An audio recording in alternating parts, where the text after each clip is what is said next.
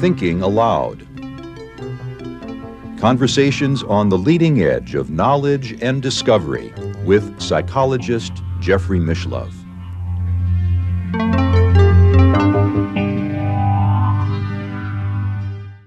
Hello and welcome. I'm Jeffrey Mishlove. Today we'll be exploring the topic of Entheogens and God. My guest is Don Lattin, who has been exploring this world for many, many years as the former religion reporter for the San Francisco Chronicle. He is author of many books, including the Harvard Psychedelic Club, Distilled Spirits, Jesus Freaks, Following Our Bliss, Shopping for Faith, Changing Our Minds, Running from Religion, and most recently, God on Psychedelics, Tripping Across the Rubble of Old-Time Religion. Don is based in California, and now I'll switch over to the internet video. Welcome, Don. It's a pleasure to be with you once again. Thank you, Jeff. It's great to be back and speaking with you again, too. I'm very impressed, I have to say, with your new book, because what it showed me is that we are in a new era now. I first took psychedelics in 1969, as I recall, probably roughly the same time that you did. But it seems as if everything is different today, and you've captured that in your book because, for one thing, the legal environment has changed. And along with the changing legal environment, you have mainstream institutions and research and psychotherapy, and in particular, your focus of religion, are beginning to say, you know, we can do something with these entheogens, these psychedelics or hallucinogens, whatever you want to call them. We can do it legally. Definitely. Yeah. It's a whole new scene right now. The legal situation is changing very rapidly. My last book, Changing Our Minds, I was writing a lot about the clinical trials that are going on, to have the Food and Drug Administration reclassify these medicines so therapists could use them. But in the last few years, so many cities and states have moved to decriminalize certain psychedelics and entheogens. Of course, Oregon was first. They've basically decriminalized all drugs and then legalized and are regulating supervised psilocybin sessions, psilocybin being the active ingredient in magic mushrooms. They're just getting that going now. Colorado passed a law doing a similar reform. At least 20 cities across the country have directed their local police departments to give enforcement of drug laws as relate to psychedelics or certain psychedelics the lowest priority. So in this climate, there's all kinds of interesting things happening. And one of the things that's happening, which I write about in God on Psychedelics, is that these underground churches that have been operating in some cases for decades are now starting to come above ground and be very visible. And meanwhile, you have it's really just beginning, an avant-garde of ordained clergy in mainstream churches like the Episcopal Church, the Lutheran Church, Catholic Church, rabbis that are starting to be open to the possibility that entheogens, psychedelics, can be used as a source for some people, probably a minority of people, but for some people, a source of spiritual renewal. So there's a lot going on right now. It's a really fascinating time. Basically, we're going from we're finally shaking off the old counterculture reputation of psychedelics and mainstreaming in all kinds of interesting ways, both in terms of the medical community, the religious community, you name it. It's an exciting time. Well, and you mentioned Oregon, for example, legalizing magic mushrooms, psilocybin, in supervised settings, which implies that they're literally creating a whole new profession of people who do supervise these settings. Yeah, yeah. It's not just decriminalizing it. It's actually having some kind of a regulatory structure where they will be requiring certain training, certain guarantees of purity of the mushrooms, and regulating the dose, which is very important, of course. And it's interesting because they're not calling it therapy, because that opens up another can of worms about medical issues. They're just calling it, they're not calling it spiritual either. They're just calling it facilitated sessions. The government of Oregon has recognized that when it comes to psilocybin, especially for people who have never tried it before, it's good to have somebody with you. Yes, yes. And I think that is wise, especially for first timers. Even for other people, it depends. Yeah. But it doesn't have to necessarily be, a doctor or a trained therapist or anything. It can be a friend, but someone who knows the territory, someone you trust, someone you're comfortable with. There are now courses for people who wish to become supervised trip guides. Yeah, yeah. So there was a very large, actually at least two large networks of underground therapy training programs that have been operating for years, decades in some cases. But what started happening, 4 or 5 years ago, I think one of the first ones was in San Francisco at a place called the California Institute of Integral Studies, which was started way back in the 50s by Alan Watts and some other people. It's changed quite a bit over the years. But anyway, they have a very popular and successful program where they've been going on for probably 4 or 5 years at least, training psychedelic guides and therapists. And then they're popping up all over the country now. There's a new program at Berkeley, Center for the Science of Psychedelics. They have a training program, Naropa, all over the country, really. It's just exploding. It's unclear exactly what kind of jobs these people are going to find. It seems like there are more people certified than there are opportunities to legally do this, but it's starting, and it's starting in Oregon. You also point out that there are mainstream clergy from mainstream American denominations, people who have, in some instances, been hostile towards the use of drugs, certainly never used them before, who are saying to themselves, well, before I criticize this much more, I should at least try it and see what it's really all about. Yeah. Yeah. What some of this is arising out of a study that was done at Johns Hopkins Medical Center in Baltimore and at NYU in Manhattan, where they recruited 24 religious professionals who had never taken psychedelics before. These could be, priests, rabbis, chaplains, spiritual directors, seminary professors, anyone who's in the religion business, so to speak. And they gave them 2 supervised sessions of psilocybin, not the actual mushrooms, but the active ingredient, a synthesized version of the active ingredient in magic mushrooms, after careful, screening and preparation. Medically supervised, totally legal. They have permission to do this, to see how it would affect their personal lives and their vocation. How would it change their idea about God or Jesus or the Bible or being, or pastoral care? And now the study hasn't been published yet. It's taken I'm not exactly sure why.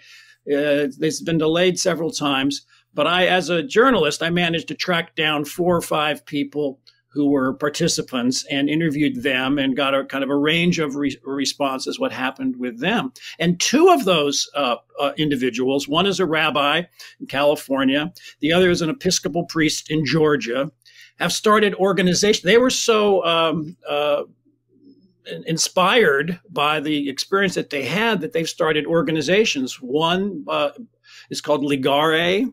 It's a Christian psychedelic society started by an Episcopal priest named Hunt Priest. It's a great name for a priest, Hunt Priest.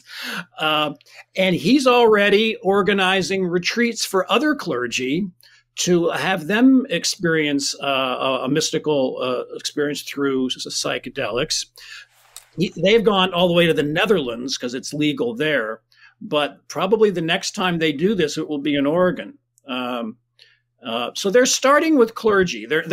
And I was impressed that these ministers and priests, they're not like rushing back to their pulpits and starting to preach that psychedelics are going to save the world. They know that most people aren't ready to hear that yet, probably in their church. So they've been very private and quiet about this for the most part.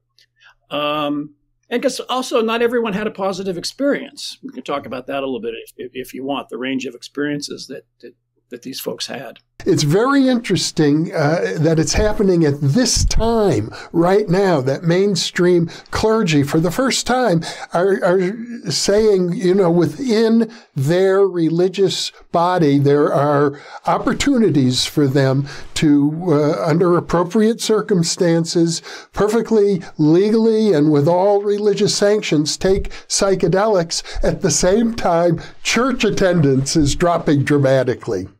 Right, exactly, Jeff. I mean, the title of my book is God on Psychedelics. The subtitle is Tripping Across the Rubble of Old-Time Religion, which is a little snarky. I almost did.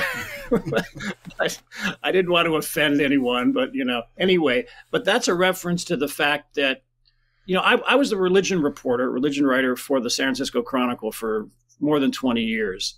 And every year Gallup would survey the country and they, about church attendance and affiliation. And it would change a little bit, but it wasn't changing dramatically. About 10 or 15 years ago, it started just tanking, falling off the cliff. And now, for the first time, I think in 7 decades of surveying, more than half of the people say they don't attend church at all. And it's really dropping. So, some of the clergy that are interested in psychedelic experience, mystical experiences via psychedelics, think this could be a source of renewal and revival for some people in the church. I don't want to overstate it because, most clergy don't even get into the religion business because of a mystical experience. I mean, that's a minority of people. And most people don't go to church for a mystical experience. They go for all kinds of other reasons, for community, for learning how to live an ethical life. There's all kinds of, to work for social justice, fear of death, all kinds of reasons people will connect to a church. But having the kind of mystical experience that perhaps, Jesus had, or, the founders of the faith, it's an interesting process for people to go through. I mean, one of this Hunt priest who started this Christian Psychedelic Society, he called his experience a second ordination. His psilocybin experience. He'd never really had a mystical experience. His faith was all in his head. It was very intellectual. And when he took the psilocybin, he says he felt the power of the Holy Spirit as an energy in his body. And he clearly, in his mind, that was the Holy Spirit. And he felt a bit like, a Pentecostal preacher, right? Who, you'd hear this kind of talk more from a Pentecostal or charismatic Christian preachers. But he would say, like, when he lays hands on people now, in the service, he really feels an energetic connection, which he never felt before. So that was a very powerful experience for him. Now, others had, kind of frightening and or kind of neutral and negative experiences all across the map. I don't want to say that everyone is having a, a serene, blissful, mystical experience, but some are. I suppose it's fair to say, though, everyone who takes psychedelics is going to have some kind of an experience. It's not going to be purely an intellectual exercise like working a crossword puzzle. Yeah, no. But a couple people that I interviewed, they went into what they described as kind of a void, like a black void of kind of nothingness. In one person who experienced that said it wasn't really frightening. It was just kind of nothing. I mean, it was strange, but it didn't really speak to him in any important way, right?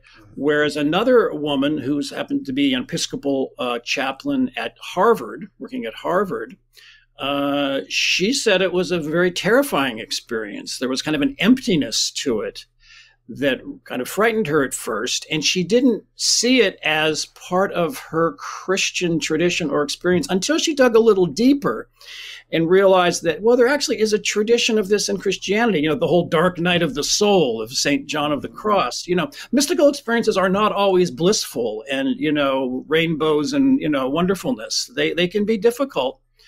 And then you know, as we know from people who do psychedelic assisted therapy, the so-called bad trip with a guide can be a good trip ultimately, because it helps you to process whatever it is in your soul and your psyche that's causing these negative and frightening experiences. So with the train, it's like therapy, right? I mean, you dig down, just regular therapy, you dig down and bring up some uncomfortable issues with yourself and your past. This happens, you know, like on steroids with psychedelics. So there's all kinds of experiences people are having. Do you have a hypothesis as to why in the last 20 years or so church attendance has begun to plummet so much? You know, I think there are a lot of reasons. A lot of it is generational. You know, church attendance, it's lower among younger people, but that's kind of always been the case, or at least in the past 50 years or so. I think a lot of it is that the churches have become so there's so much division, divisiveness in churches over politics, over, you know, abortion, over gay rights, that the churches are battling with each other just like the whole country is battling with each other over these issues, right? Gender identity, you know, you name it, right? So I think a lot of people have been turned off because of that. Then, you know, in the Catholic Church, you know, they've had their scandals about sexual abuse of minors and the cover up by church leaders. I think the Catholic Church has lost some people around that. I think there are lots of reasons. And in the book, I talk to rabbis and Christian clergy. And one of the things that they point out is both the Jewish tradition and the Christian tradition, of course, have a long tradition of mysticism, right? But it hasn't really been taught, and it's not talked about in the churches. So people don't know that Christianity has this tradition, or Judaism has this tradition. And a lot of the churches have become kind of lifeless and kind of too intellectual or too political. And I think what so many people are looking for today is they're not so much interested in doctrine or dogma or denominationalism. They're interested in personal spiritual experience, religious experience. And a lot of that, I think, came out of the psychedelic 60s when people, you know, our generation, the boomers, right, had those experiences and got interested in all kinds of things, whether it was, you know, Buddhist meditation, Kabbalah, Christian mysticism, you know. So I think there's a kind of a broader attempt to return to exploring the mystical traditions in mainstream faith. And psychedelics can be a way to show people kind of a window into that. I do think, as I recall, you cite a statistic in your book that the fastest growing segment of society right now are people who identify as spiritual but not religious. Right. Or sometimes they call them the nuns, not N-U-N-S, but N-O-N-E-S, as in none of the above. So these are people, when they're asked their religion, they'll say, you know, nothing or not affiliated. But most of those people wouldn't call themselves atheists, I don't think. They still maybe believe in God. They may be agnostic in some way, but they're open to exploring that realm.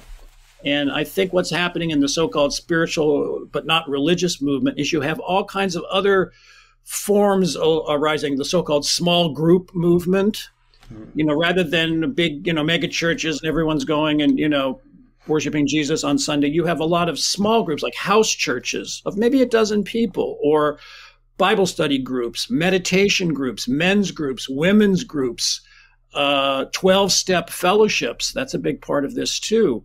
So that's where a lot of the action is, as opposed to in the traditional organized mainline churches. And so the churches are seeing this. Years ago I wrote a story about the 12-step movement and how, like in San Francisco, for instance, there would be more people in the church basement at the AA meeting on Wednesday night than there'd be worshiping upstairs on Sunday. This has been happening for a long time. And, the ministers are saying, well, maybe we can learn something from what's going on in the basement with these this group of drunks hanging down there, because a big part of the 12-step movement is a spiritual awakening is seen as one of the components of recovery from alcoholism or drug abuse or whatever the addiction is. So, there's all kinds of things going on in that regard. Well, I think it's very interesting that the word psychedelic seems to be sort of being phased out, and these days we hear more and more use of the word entheogen, which I think it implies, entheogen to me implies that somehow the divine spirit is going to become incorporated within you when you have this drug. Yeah. Well, it was Aldous Huxley, the writer of Brave New World and The Doors of Perception, and a researcher named Humphrey Osmond in Canada who coined the word together. They coined the word psychedelic, which in the 50s, which means mind manifesting. And not long after that, some people like Huston Smith started using the word entheogen. It's not a new word. It's become more popular in maybe the last 10 years or so. And that basically is sort of the divine within, contacting the divine within. I actually still prefer the word psychedelic myself because I think there's less baggage attached to that. It's like when you say entheogen, then as a journalist using it, right? Then you are saying, well, I think that there really is God. God is present in these experiences. And of course, not everyone believes that or thinks that. But yeah, in the movement, especially in the psychedelic churches, you'll hear the word entheogen a lot more. I'm not sure if it's going to catch on or not. Maybe in our circles it will, among your audience, but I still think psychedelic is a fine word, and a lot of people say, "Oh, don't use that word because it has cultural baggage of the '60s and Timothy Leary and the Grateful Dead and the hippies and all that." Okay, well, that is part of this history, right? Yeah. But yeah, entheogen, you hear that a lot more. Well, it does carry with it a promise, but it seems to me that there's a real paradox in the idea that you're going to somehow become closer to the God within by taking a physical substance. It almost it's reductionistic, and in that sense. For me, I don't like to think of myself as a materialist. So the idea that I would get closer to God by taking a substance seems paradoxical at best. Yeah. No, I can see that. I think these drugs or sacred plant medicines or whatever you want to call them, they're just unleashing an innate capacity that we already have. And people can get there through meditation, prayer, fasting, all kinds of spiritual practices. This is a real shortcut. And that's one of the criticisms that people, especially religious people, have. It's too easy, to get a taste of that. But, a lot of the people that I've interviewed and, over the years, I talked to Huston Smith a lot about this. I wrote a book called The Harvard Psychedelic Club, where Huston was one of the main characters, and his famous line was, yes, you can have these substances can give you really and maybe an authentic spiritual experience, an altered state. But what's really important is altered traits of human behavior. Do they make you a more compassionate and aware person? That was a question that was very important to Huston and I think a lot of religious people.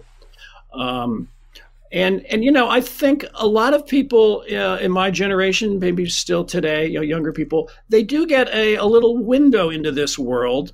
And then maybe they look for kinder, gentler ways of altering their consciousness, with meditation and other practices. Like personally, I write about this in the book. I joined a couple of these psychedelic churches, kind of like almost like embedding myself as a journalist into the fold. And I did this, they knew I was writing about it. They knew I was a journalist, as a sort of a participant observer. But I said, and I was sincere about this, that I'm open to the possibility of perhaps joining this church, not just as a journalist, just as a human being. But none of them really were for me, and at the end of the book, I talk about this famous quote from Alan Watts, the Episcopal priest turned, beat hippie kind of spiritual commentator.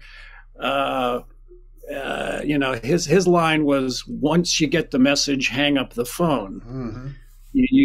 That these are tools. These substances are tools, and then you find other ways to cultivate that awareness or that mystical sense that you might experience. So I think they're valuable in that way. Now, I'm not judging people who belong to a church where they drink ayahuasca every Saturday night, and there are lots of those churches. That's fine. It's just not for me. Well, what you're pointing out, and we haven't been explicit about this yet with our viewers, is that there's a range of psychedelic churches. Some of them are very old, like the American Indian Church. It uses peyote as a sacrament, but there are the ayahuasca churches. There are now churches based on psilocybin and LSD. I'm going to guess there could be 100 different denominations of that sort out there, and they have benefited from some recent legal changes. Yeah, you're right. So there's the Native American Church, which actually isn't that old. It's like early 20th century in terms of organizing as a church. Now, of course, there's a tradition of sacred plant medicines among indigenous people, but I think that's kind of romanticized and exaggerated by a lot of people today. It was there, but it's not like all Native Americans were into this. And then you have these Brazilian-based ayahuasca churches, one of which started in the 1930s. It's what I would call a new religious movement. One of which started in the 60s. It's called Santa Daime, or UDV. And they have they're like missionaries. They've established churches in the sort of reverse missionaries. They're from the south coming up to the north to convert the gringos, right?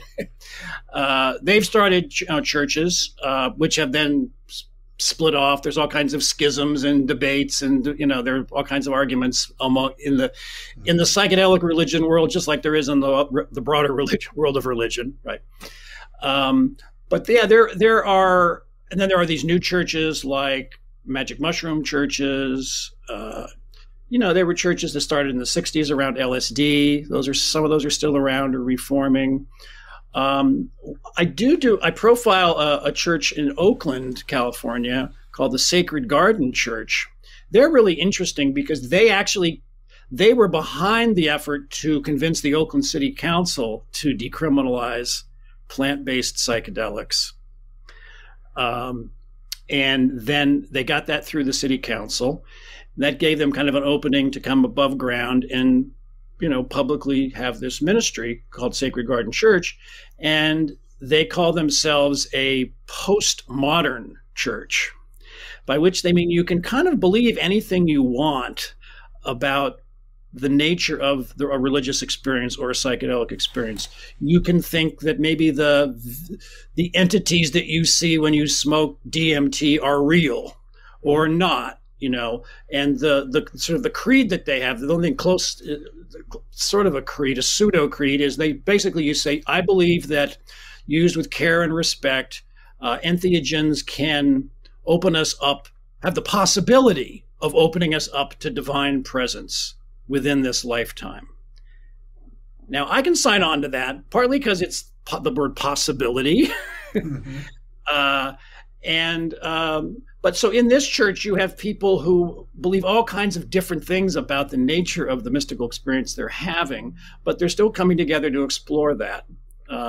They also call themselves a church of least dogma. They try to have as little dogma as possible. Yeah. But they're open to the use of this substance called changa, which is a kind of like ayahuasca, but it's smoked. Basically, DMT is the active ingredient.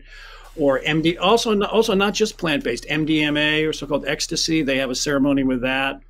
And, they're growing very rapidly. They have a branch up in Seattle starting. So they're a brand new thing that's sort of come out of the decriminalization environment. And that stuff is happening all across the country. This is not just happening in, Berkeley and Boston and Boulder. I mean, it's happening in Texas. I mean, there's a big church in Utah with a lot of ex-Mormons. Florida, all over the country. This is bubbling up. Well, if I recall correctly, there was an act passed by Congress, the Religious Restoration Act, that helped people who were formerly being penalized. There had been a previous Supreme Court ruling that you wrote about, basically that the government's need to protect the population from the adverse effects of certain drugs trumped the rights of people to practice their religious sacraments, and that has been changed. Yeah, that happened back in the 80s or 90s. I mean, that came out of some controversy around the Native American church. It's called the Religious Freedom Restoration Act. And then there was another law passed with even more protections for Native Americans specifically. So there is a process by which a church can apply to the federal government, to the DEA, the Drug Enforcement Administration, to get an exemption to the Controlled Substances Act of 1970, which was Richard Nixon's sort of war on drugs legislation, which shut down a lot of the research into psychedelics and also just use. So there's a process by which people can do that. Most of these churches have not done that, though. That's kind of an interesting kind of wrinkle to this whole thing. A couple of the ayahuasca churches that are based in Brazil, who have a better case in a way because they're part of a lineage and they really are part of a tradition. There's a global organization. Some of those churches have got an exemption, so they can, it's clearly legal under federal law. But the vast majority of these psychedelic churches have not done that. They argue that it's still legal, that they don't have to do that. It's the government's, they don't have to prove to the government that they're a sincere religion. And so the only way this is ever really settled is if the government, say, seizes their sacrament, seizes their ayahuasca or their mushrooms, or arrests them, and then there's a case, a trial. And what seems to be happening for the most part, law enforcement is staying away from this. The cases where they have gotten involved was where there were maybe there's some people who died. There were some adverse effects, or some of these churches that are or retreat centers that are really advertising a lot. They're making a lot of noise, I think some of the smarter ones are still playing it kind of quiet and close to the vest. They're public, but they're not, advertising, and they're not trying to draw too much attention to themselves, because this still is, in my opinion, probably illegal under federal law. But, so is marijuana, right? Oh. I mean, marijuana is a state-by-state thing. And now abortion is going to be like that. So, this is part of the fracturing of, the country into these fiefdoms that we have. And the laws around psychedelics and drugs are the same. Well, I recall you wrote about one retreat center that applied for religious status and was denied because the government said they're a business. They're trying to sell admission to their weekend seminars. And once you've come to the seminar, that's it. They don't care if you become a church member that has none of the other accoutrements that accompany a religion. Yeah, no, that's true. And you could argue that it's still, based on some religious belief, but at least according to the DEA, I'm not sure why the DEA is qualified to decide what a religion is or not, but that's another question. But one of the things they do look at, is this a real community, right, of people who meet every week or once a month or whatever, right? And that particular church in Florida, it was a retreat center where people would go for like a one-off experience with ayahuasca. You know, they might spend, you know, $1,000 to go off for a weekend to try ayahuasca. And they were denied. They actually tried to get an exemption and were denied. But so at a church like this church, Sacred Garden in Oakland, I mean, when you first joined this, and I went through this as an initiate, as a participant observer, you're required to go to like 9 events, Sunday services where there are no psychedelics served, right? Mm-hmm. Where you learn about this, they get to know you, you get to know them. Is this really right for you? And then you can join the church at another level and have an initiation with a sacred plant medicine. But you know, it's not something you just go off for a weekend and come home. And so I think those, to me, that seems like really more of a sincere attempt to start a church. Not that I don't think there's anything wrong with a retreat center necessarily, people having that experience, but it's different. You know? Mm-hmm. It's not really a religious community in that sense, in my mind. Let's spend a little time talking about your own personal journey, Don. We did this, I know, in our previous interview where you talked about how you had struggled with alcohol and had given up alcohol, but you were still willing, even though you're a teetotaler with regard to alcohol, I think, you're still willing to experience psychedelics, and you think that can be done in a safe way. Yeah. So, you know, I was a newspaper reporter, and drinking was a big part of the culture, especially back in the old days.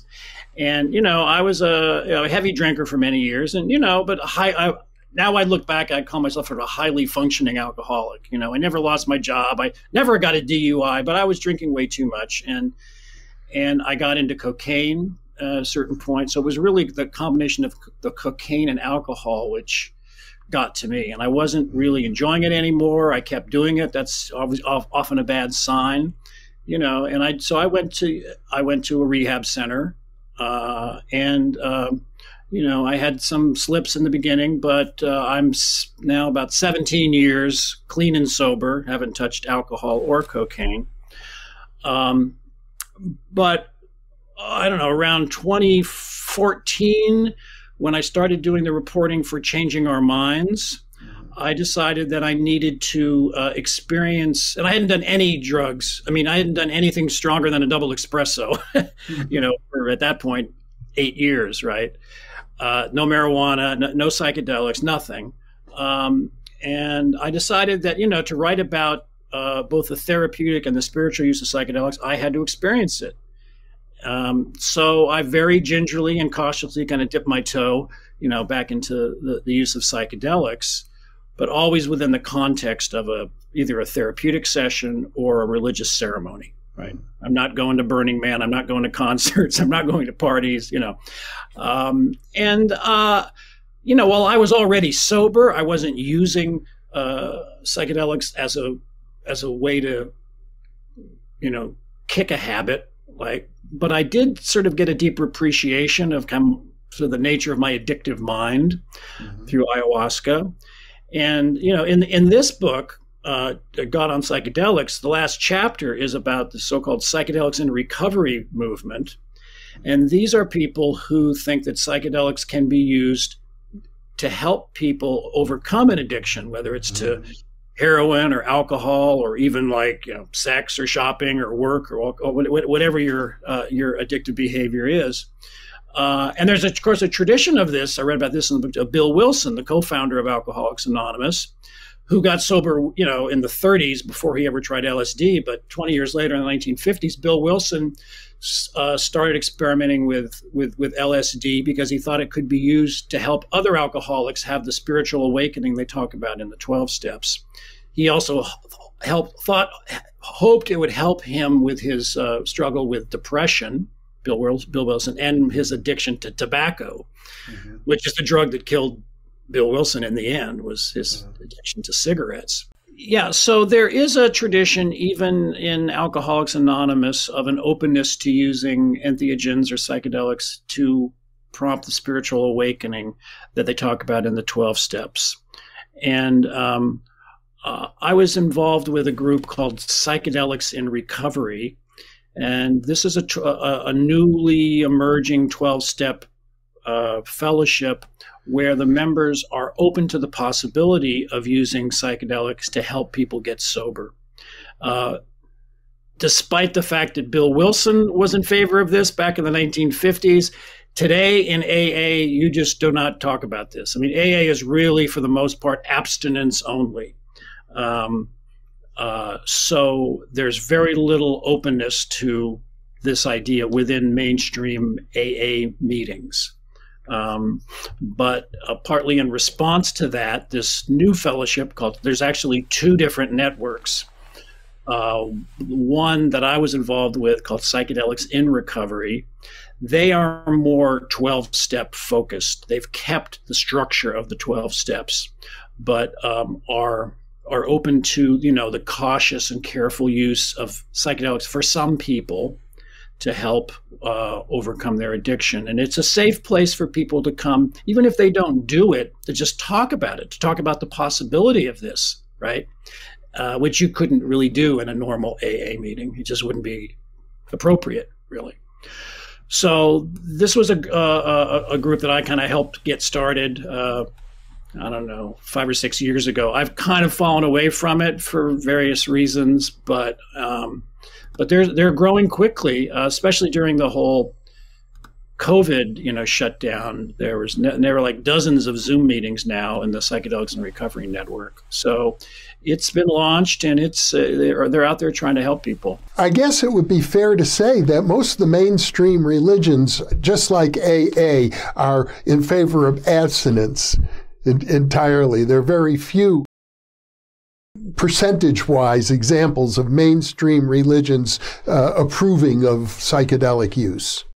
Yeah, and some are specifically opposed to it. Of course, you've got, groups like, say, the Mormon Church, which is against the use of all mind-altering substances, including tobacco, including alcohol and coffee, right?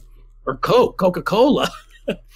And then you've got a lot of evangelical churches that are very, teetotaling churches. Of course, a lot of Christians like Catholics, Episcopalians, Methodists, some Methodists, Presbyterian, their drinking is okay, right? I mean, it's a sacrament in the Catholic Church, the wine. So, not that they're against all mind-altering substances, but yeah, they're. And part of that is, but that's starting to change, but they're certainly not rushing. The churches are. I'm not saying that churches are rushing to embrace this. I mean, I think I used the word an avant-garde of clergy for exploring this. But that's how churches change. That's how they reform. And these ministers will say, well, the church has to do something. I mean, there are projections that within 1 or 2 generations, the Episcopal Church or the Lutheran Church, the mainline Lutheran Church, could basically go extinct. I mean, that's how serious the membership drop is. So, but it's not like these clergy are saying that they're not necessarily interested in institutional survival. They're interested in helping people, whatever the form is. Maybe the old form of church is maybe there are new ways to do that. So they're not just in this to like get people back in the pews. I think a lot of the avant-garde clergy are really looking for new forms of community and new forms of communion. So it's going to be really interesting to see, 10 or 20 years down the road, what's happening with this in terms of the religious community. The title of your book, God on Psychedelics, implies that at least for some people, psychedelics do provide some sort of an experience of the divine. And of course, that experience, according to the mystical literature, is ineffable. It's hard to describe at best. Still, I would think as a journalist, you're interested in determining for yourself if there's anything at all to the idea that psychedelics, even for some people, make them or help them to get really closer to God. Yeah. There are a lot of ways to look at what happens on a high dose psychedelic trip. I mean, there's a psychological way of looking at this, which would basically be ego dissolution, right? The normal, I, me, mine, monkey mind, that seeing yourself as separate from everything. That's how most people operate in the world.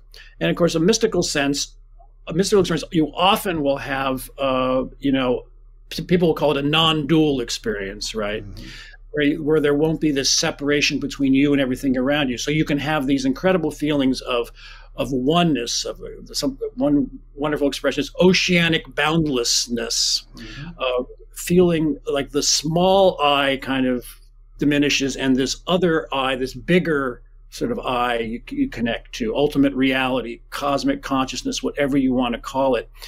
Now, you can see that in a religious way, or you can sort of understand it in a psychological way. That, and I think we're talking before about addiction. I think a lot of addicts, or people who are depressed, it's like there's like we're kind of stuck in this small pool of self, right? That these drugs can help you break out of that and experience a larger reality. And you can call that God or not, but it certainly does have a lot of the common characteristics of a mystical experience, like this sense of oneness, of unity, of awe, wonder, ineffability, paradox, feeling that things are more real than they've ever been. Like people use the word like suchness or isness of something. Basically, your ego is kind of getting out of the way. That's how I look at it. Mm-hmm.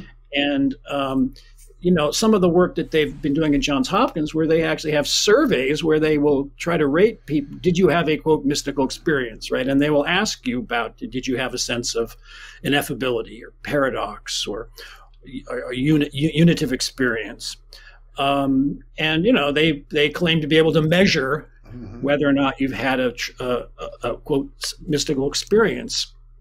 And then they take that data and they see, compare it. Well, let's say you're in there because of substance abuse or depression. And what they found in some of these studies is the stronger the mystical experience, the more successful they are in terms of overcoming whatever mood disorder they're addressing, whether it's PTSD or depression or substance use. So there's something about the mystical experience, whether you think it's God or not, that can help people overcome these ingrained patterns of thought and behavior that can be pretty miraculous. I mean, maybe it's because I was a religion reporter, not a medical writer, but I think the way these things work, even in the therapeutic context, is it's really more of a conversion experience. It's a radical re-envisioning of yourself and how you relate to everything. And suddenly these problems, which seem so insurmountable, like I can't stop smoking, I can't stop drinking, I'm depressed, I've got PTSD, suddenly they're just not important. They just almost vanish in this, they can, right?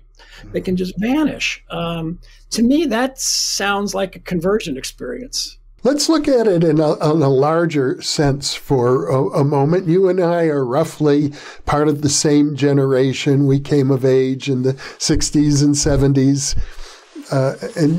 and so on. So we're part of a large-scale social movement that certainly caught the attention of Richard Nixon and has been part of the culture wars ever since. But the real question I think that we need to ask is, has this movement evolved? Has it matured in a positive way overall? Are we doing what Huston Smith had once recommended, which is not just to have a mystical experience, but to change traits, to develop new lifestyles? I would say in my case, I think it's happened. I'm out here every day on YouTube trying to inform people about cutting-edge research in consciousness, and taking psychedelics 50 years ago was a part of that journey that brought me to where I am today. But I'm not sure if I'm representative of my generation or if I'm an exception.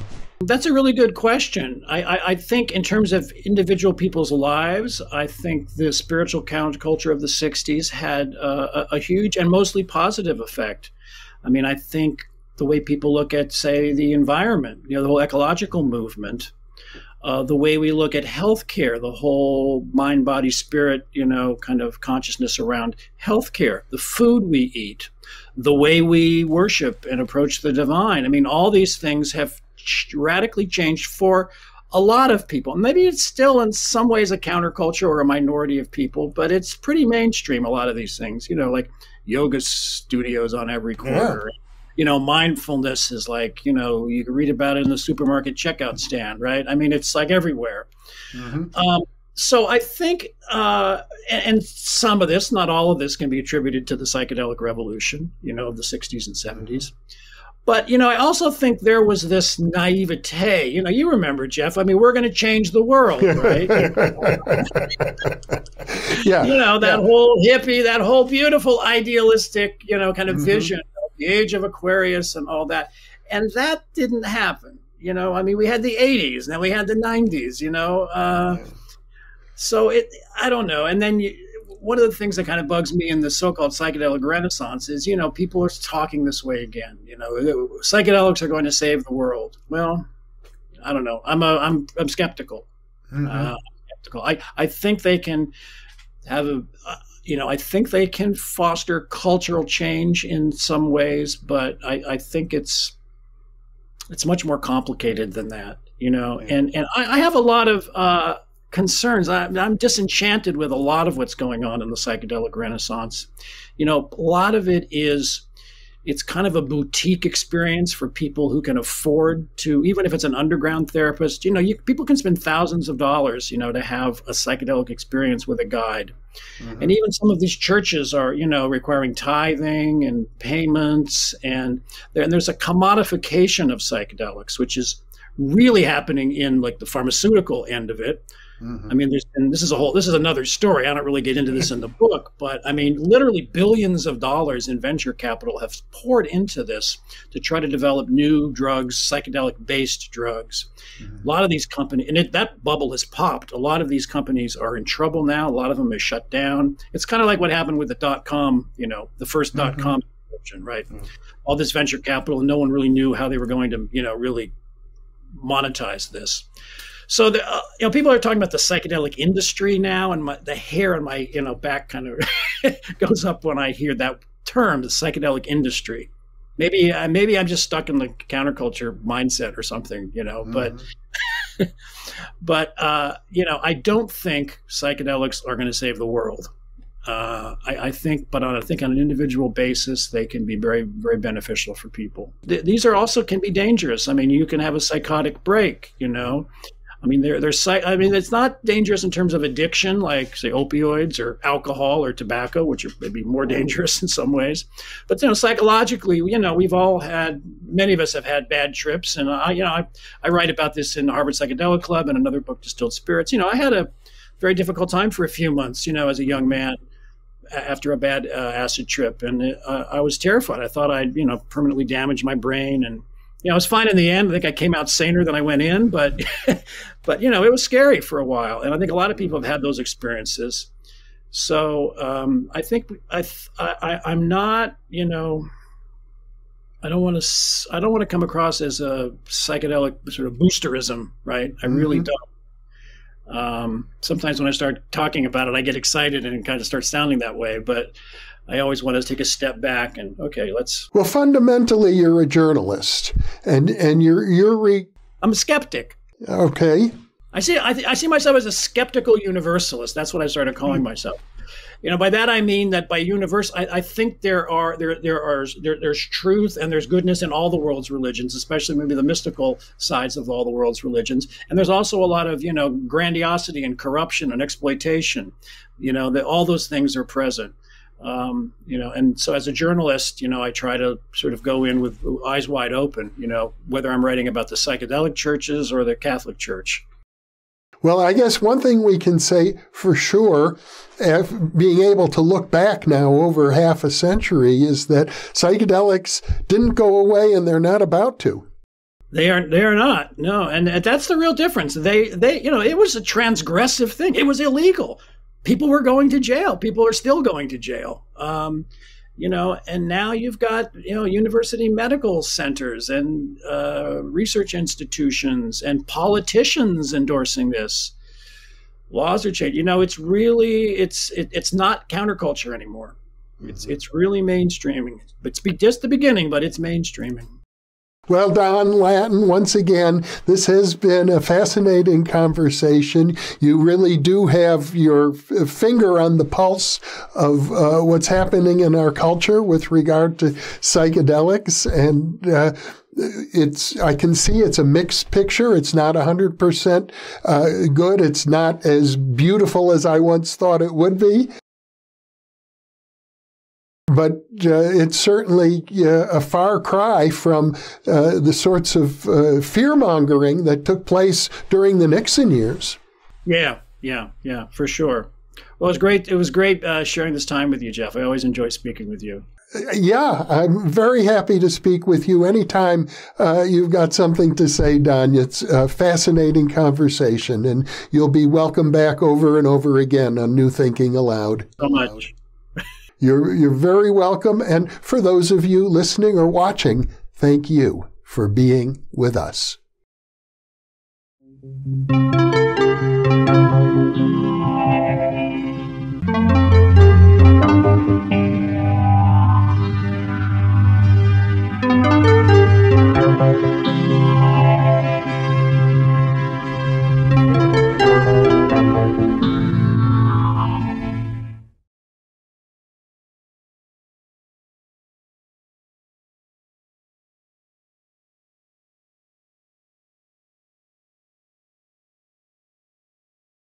The inaugural issue of the New Thinking Aloud magazine was just released on March 1st.